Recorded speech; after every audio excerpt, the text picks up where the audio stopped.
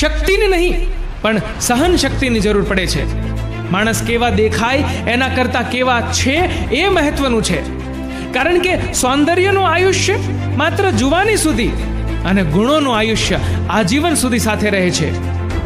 ગમતું હોય એ મળતું નથી ને મળે છે એ ગમતું નથી. ગજબ છે જિંદગીની રમતો, આવે જ્યારે 3 એક્કા ત્યારે સામે કોઈ રમતું નથી. આજના સમયમાં જન્મ અને મૃત્યુ બંને મોંઘા થઈ ગયા છે.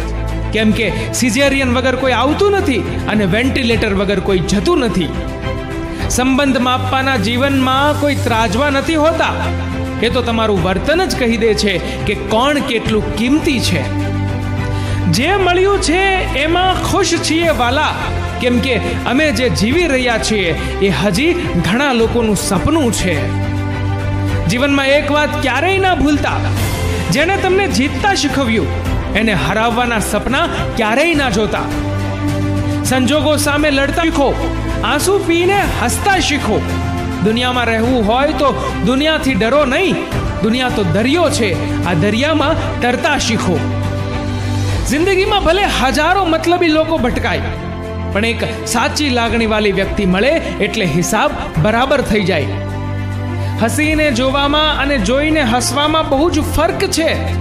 પરિણામ બદલાઈ જાય છે અને ક્યારેક સંબંધ પણ.